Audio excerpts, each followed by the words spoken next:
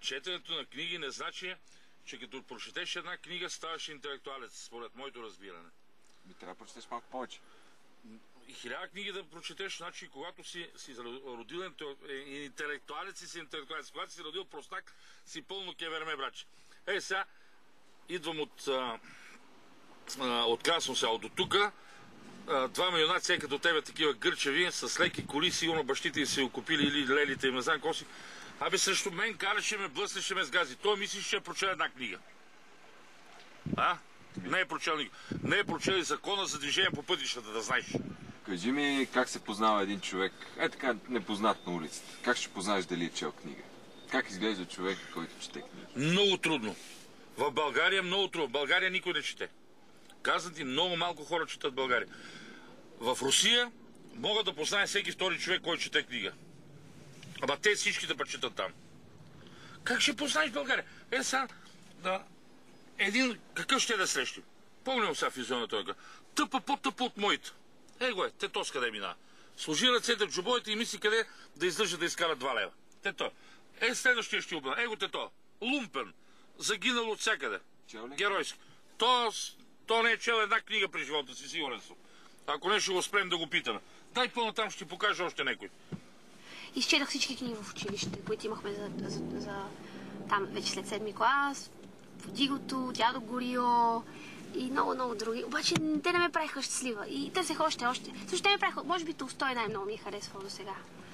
Но като намерих книгите, тези духовните книги, които аз продавам, интересното при тях е, че ти можеш да ги четеш много пъти и винаги намираш нещо ново и свежо. Ти продаваш книги. Кои книги са модерни сега? Сега в момента на различните места различни, но по мое мнение тези книги вече, езотеричните книги са много модерни в момента и книгите за йога, и за себепознанието, за аза, за себереализацията, как да бъдем щастливи, как да сме успешни в живота, как да мислиме позитивно, въобще този род неща. Вече хората искат търсят нещо повече, в смисъл те не са удовлетворени само от това, което им предлага, в момента пазара, просто да се наслаждават, търсят нещо отвъд, нещо трансцендентално. И ти така ме притесни сега, че книги. Не ме пита за някой гадже обло, дали съм видял. Днеска ми за книги ме питаш. И не съм ял даже кюфтета днес. Книгите имат ли собствена душа или в тях са запечатани много души? Книгата, тя си има свой път. Всяка една книга си има свой път. И всяка една книга е специална от една гледна точка, но това е израз на ума или сърцето на някаква личност.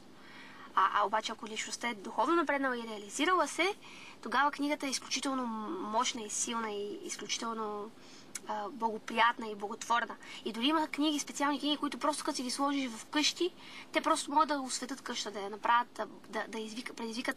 Осветът е малко такъв старовремски израз, по-скоро да предизвикат благоприятна атмосфера в къщата, да предизвикат благоприятна вибрация, как се каже. Много им е трудно да четат напоследък тебе.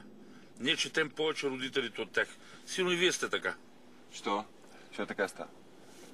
Защо? Защото на днешно време извадил GSM-а и лупа. Извадил компютъра и тропа. Аз не знам, дори в цялата ни държава, реално погледнато какво работят. Софтуери, мофтуери. Аз вика продавам продукт, какъв продукт продажа, да не си избил крата, продължава кило млеко. Или само компютъра, GSM-а, ало, маце-паце и довиждане реши.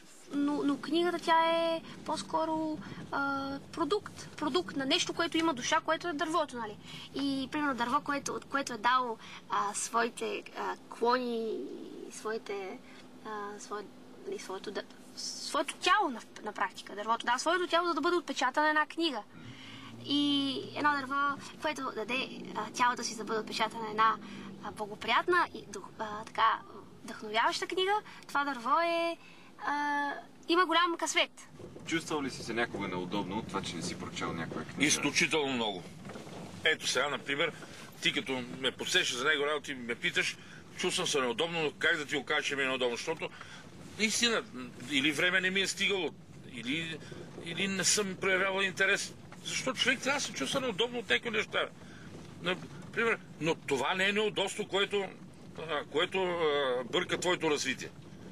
Аз се чувствам неудобно сега пред камерата, защото ще отидеш, после ще го излъчиш, това ще ме гледа, някой ще се смее, ще кажа, леле, Чичо Митко Риш и погранил къв тапанаре.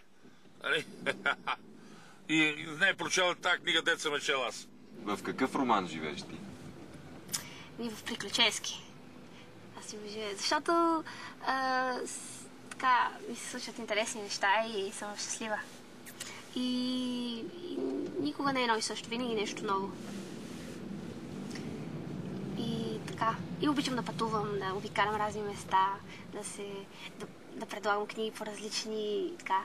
Обичам даже през нощта, примерно, като съм да предлагам. Но тук не съм го правила в България, защото може би в студентски град би било хубаво да го направя някакъв път. Там, защото има повече хора до 2-3 през нощта е пълно с хора и там...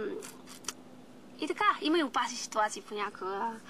И затова човек е винаги така вдъхновен. Аз че съм вдъхновена, нали, като го правя това. Като продаваш книги? Да, като продавам книги.